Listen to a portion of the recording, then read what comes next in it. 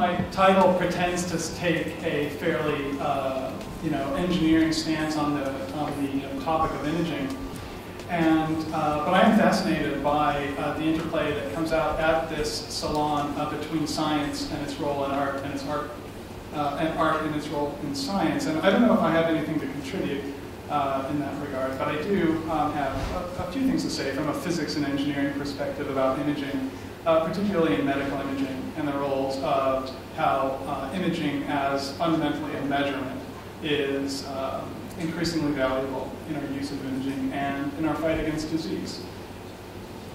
You probably know that the state of modern medical imaging began by accident, with an accidental discovery in Wilhelm Röntgen's lab, where his genius was in observation, and he noticed the shadow of his hand within this otherwise light-type box. And he saw that it wasn't just a shadow of his hand, it was a shadow of his bones within his hand. And the source of this shadow was mysterious, and Röntgen rightly hypothesized the existence of mysterious rays, or X-rays, emanating from a cathode ray tube that he had within that same box, and producing some glow on this phosphor plate within the box. That was the beginning of really modern medical imaging, in its first form of being able to non-invasively interrogate the human body. And interestingly, X-ray imaging, although it was the first to be discovered, over the century that ensued, numerous forms of medical imaging technologies came about, from magnetic resonance and nuclear medicine, ultrasound, and so forth. X-rays were actually the last to be sort of intrinsically digital or intrinsically quantitative. It actually took a century before things like LCDs and so forth in analog imaging and digital X-ray cameras actually came to be practical. That meant a few things. For example, it meant that we could capture images quickly and in real time and do some mathematical and computational processing to them. They were also able to operate at increasing lower and lower levels of radiation dose, which is an incredibly important aspect. And then increase our ability to look at three-dimensional structures at higher levels of spatial resolution or higher levels of soft tissue contrast resolution. And so the two images you're seeing, left and right, are actually the same. On the left, we see X-ray projections of a human skull or a human head as we rotate through a 180-degree rotation around it. But that's actually enough information for a computer to reconstruct a fully three-dimensional representation of the object, which is geometrically accurate, and it's showing us morphological structures at a scale of a little better than 0.5 millimeter. And by fully three-dimensional, what I mean by that is that it's not just a surface of that object, it's really every point within some three-dimensional space has a number associated with it. With X-rays, it's actually something related to density, or the linear attenuation coefficient. And so what we're seeing here is we're sort of flying into that three-dimensional volume and looking around, and every voxel, every point within the space has a number associated with it, which is telling us something about the attenuation characteristics. Well, I mentioned that there is an incredible arsenal of technologies revolving around in diagnostic medicine and in interventional medicine. X-rays are just the beginning of that. But magnetic resonance, ultrasound, optical, and so on are all important, ranging from scales that are microscopic or mesoscopic or whole organs or whole bodies. Certainly, this arsenal is used every day in almost every aspect of disease, in diagnostic imaging, and increasingly in interventional imaging such as surgery or interventional radiology, or here in image-guided radiation therapy, where the task is to deliver a very high dose of radiation to a tumor and kill a tumor, but meanwhile spare surrounding normal tissues. So an imaging system on that same system to tell you where that tumor is right now can be very important in steering that radiation beam to the correct location in space. So all of these technologies measure something different. And there's not one technology that tells you everything about the subject. So in magnetic resonance imaging, you're measuring a bunch of different contrast mechanisms, and most of them have to do with the rate at which nuclei or protons within your body interact with each other or slow down in response to excitations that a magnetic resonance scanner is inducing within the body. So this is an image that's actually a time-lapse magnetic resonance imaging through the body. It's actually through the region of the abdomen and pelvis. And it's time-lapsed over the course of an hour. And there are a few things going on here. One you might notice fairly conspicuously within the middle of the image is the bladder filling right over the course of an hour. And you can see it really, it starts at a fairly small volume and really, and over in the course of an hour, it's time to go. The purpose of this image actually is looking at the motion of this volume right here, which is the prostate gland. And in fact, this is a patient with prostate cancer. And the goal here is to understand how the prostate gland moves in time with respect to surrounding critical structures. Because if our task is to deliver a tumoricidal dose of radiation to that volume while sparing everything else around it, we really need to know with millimeter precision where these targets are and where these normal structures are when we're delivering radiation. Another example of that is here in breast cancer. So this is also a magnetic resonance image of a patient with breast cancer, and here we see a tumor which is enhancing as a contrast agent has been injected. And so this is giving us pretty confident visualization of where that tumor is. Interestingly, over here, also a magnetic resonance image, but this one is measuring something different. Not proton densities or spin-spin interaction times, it's actually measuring temperature. And what's going on here is that this same patient is undergoing a different form of therapy called high-intensity focused ultrasound, where now we're delivering a high-intensity focused beam of ultrasound energy throughout the volume of this breast tumor, elevating the temperature within just a millimeter-sized spot to a level that actually kills the cells within that region, and then steering that spot across the volume using the same magnet that is giving us images and telling us where the tumor is to actually measure the temperature.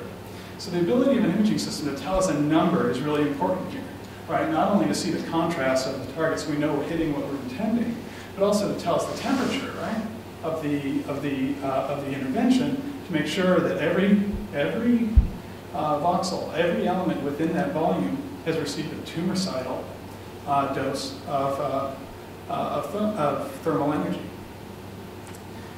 And then finally, just the ability to combine images. So in this case, what we're seeing is on the top is actually a video stream from an endoscope where a sinus surgeon is approaching a brain tumor, actually through the nose, really without an incision, just approaching through the nasal cavity, approaching a brain tumor at the base of the skull. Well, that's a video image captured in real time. Across the bottom, you see a CT image. So it's that same 3D X-ray image that we were looking at early on of the same patient during the procedure. Well, a few things are going on here in real time. The surgeon is introducing a tool into the field of view of the video system. And the tip of that tool is being tracked in real time so that we see where it is within the patient, within these three slices relative to the target that the surgeon is trying to approach. But meanwhile, this information is registered, sort of spatially aligned, so that rather than having to look back and forth between a video image and some other three-dimensional image, it's all fused here onto the same scene.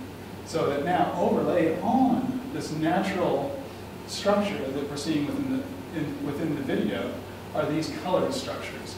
And these are overlays, virtual information taken out of the CT and registered in a way that's geometrically accurate onto the video scene. You see this every Sunday in an NFL football game, by the way. But here it is enhancing the surgeon's view so that as the surgeon is approaching a target, approaching this tumor and is about to excise this, we can avoid surrounding structures. For example, here bounded on each side by the carotid arteries, where a millimeter of error can mean a difference between life and death for that patient. So there is an explosion, particularly over the last 10 years, of use of X-ray imaging beyond diagnostic radiology. You're probably familiar with a device that looks like this sort of gantry, this donut gantry, which is used to perform computed tomography. And these days, these come in many different forms, within and beyond diagnostic radiology, everything from the dentist's office to the operating room, and they don't look like CT scanners anymore. This has been an area that I've worked on in particular, and the kinds of images we're getting from the head to the extremities look like this, where again, we're getting these fully three-dimensional images which are telling us information about density with sub-millimeter resolution and the ability to see soft tissues. Well, as we look at images like that, and we understand what the numbers are telling us in terms of densities, well, we look further and we want to understand, well, what are the factors that are limiting our ability to see certain structures? For example, if I want to see this calcification within the patient, or discriminate the tissue boundaries of this soft tissue lesion, we want to understand as physicists what the fundamental factors are that limit our our ability to see those structures, and control them in such a way that maximizes our chance of seeing them while minimizing other factors that we really care about, like time and radiation dose. So let's talk about some of what just one of the most fundamental issues is in how reliable these numbers are, and that's the noise, right? And by noise, I mean the fluctuations. So these are what we deal with every day in radiology at the low ends of detectability, where we're trying to reduce the dose as much as possible. And we ask the radiologist not, what's the most beautiful image we can create? Rather, we're asking, what's the ugliest image that you can tolerate? And so we really need to understand the role of noise, like we're seeing here, versus here, if I did something a little different, and I don't know if your eyes caught it, but changed a little bit, or here, do something a little different and change a little more. Well, does that really mean anything? And were the changes that I was making there that affecting the noise meaningful to the patient or the detectability? So Mark Twain might disagree. He would say, well, no, noise proves nothing. But in fact, those same noise patterns really do affect our ability to see the structures that are buried within the noise. In fact, what we're really looking for is a mismatch between the noise characteristics and the characteristics of the signals that we're looking for. And the farther apart those are, the better our detectability. So Duke Ellington had it right, where really what we're looking for as physicists is roaming the jungle searching for a more agreeable noise, and so that we can construct these systems that the noise is not distracted from the stimulus. So let's back up from the medical imaging technology for just a second and talk about how we quantify the noise. We look at a couple of nice pieces of art you might be familiar with, the Rothko and the Seurat. And they're very different in their noise characteristics. They're very different in the way that these numbers underlying the image values vary. The Rothko, how a physicist looks at this, is in the domain of spatial frequencies. And what we're seeing is that all of the power in this image is here, near the middle, near very low frequencies, meaning slowly varying fluctuations in the image. And almost nothing happening out here at higher frequencies where things are changing very fast. The Seurat's the opposite, right? It's extending out to these higher frequencies, and even things going on at the corners, which are telling us things are happening just from one bit to the next, right? So this is really how we go about quantifying the difference between images with very different characters, such as these. The Rothko, with this dominated by low frequency noise, these slowly varying changes within the image, versus the Seurat. There's a lot of noise. So within a medical image, we have the same thing. If I actually go back to that same image that contained that soft tissue lesion in the middle, and I look at the noise characteristics within that field, this is just the noise, and as I spiral around within the image and look at that same spectrum that I was just analyzing for the Rothko and the Seurat, we see that it's really changing from the middle to the edge. These noise characteristics are changing by a factor of 2 to 4, which may not sound like much, but what if I told you that meant actually there's a difference in the radiation dose that can be applied to a factor of, say, 4 to 16. So those effects of noise are really quite significant. So we actually use an understanding of what's governing the noise and our ability to shape the noise when we build new systems. So one of those CT scanners that I mentioned that doesn't look much like a CT scanner shown here we were motivated by the need to image a patient's knees when they're standing and it's bearing weight, so that if there's a bone impinging on bone or tendon and so forth, we would actually see that in a way that would be invisible if the patient were laying down. And just in adjusting these parameters that dial the noise in a way that, depending on what we're interested in seeing, bones versus the soft tissues, allow us to enhance or optimize the performance of that system. So this is just showing Antonio's knee as we're scrolling through that volume. And if I slow it down a little bit, we'd see cartilage and tendons and so forth. And actually, for the first time, in a standing knee, right, where the laxity of the tendons, the impingements of the bones and so forth, is actually more functional now because the leg is doing something. And then, if I really turn out the lights, you'll be able to see the musculature, the tendons, the fat, and so forth. So that's one example of where we use an understanding of noise to actually minimize the radiation dose and optimize the quality of the image with respect to a given task. And we play the same trick on yet another system in the operating room. So this is a C-arm, which is rotating around the patient to form a 3D image, similar to that first head that we saw. And here, these are images that illustrate the resulting image to guide a surgeon down the pedicle of the vertebrae and to implant a device right within the vertebral body while missing the spinal cord just by millimeters. And the ability to guide that procedure, and then in this case, to inject bone cement to restore the integrity of that vertebrae, but then also visualize exactly where that bone cement has gone, and if it's going in a place we don't want it to be able to revise that in the operating room. And finally, to be able to go after soft tissue structures like lung cancers and so forth. Can we guide a surgeon to tumors that are so small that they can't feel them with their own fingertips, but an imaging system in the operating room would be able to guide them right to the tumor. So the power of images, or that is to say numbers in medicine, more and more is with regard to their ability to quantify something about the patient. And I think this has something to do with more about being able to quantify individual morphology or individual function with regard to a disease, rather than a subjective view of a population. We really want to know where this tumor is right now.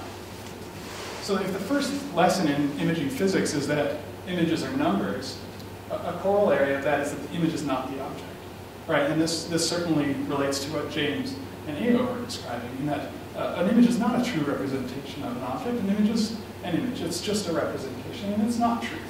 And so every imaging physicist should immediately understand, what Magritte's caption was talking about. It's not a pipe, it's an image of a pipe. It's not a prostate, it's an image of a prostate. So that actually gives us some power to do things with images that we wouldn't want to do with objects or with patients. We can transform them in numerous ways. We can send them to whole other domains like spatial frequencies to better understand them. We can enhance their characteristics. We can register them. We can anonymize them and share them across the world freely and analyze them.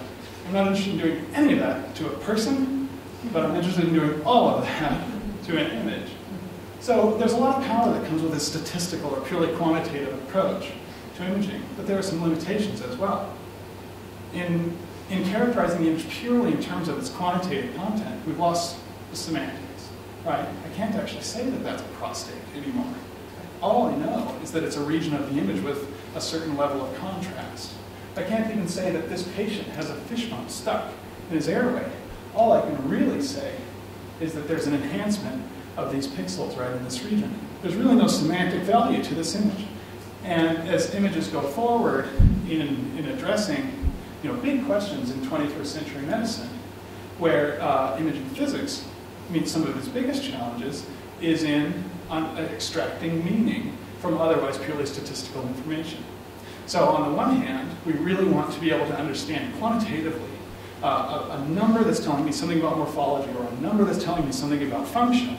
How does that correspond to, say, a tumor responding to treatment? But on the other hand, I'd really like to be able to say something. That's breast cancer, or that's a malignant tumor. And that's something that requires a leap beyond the numbers.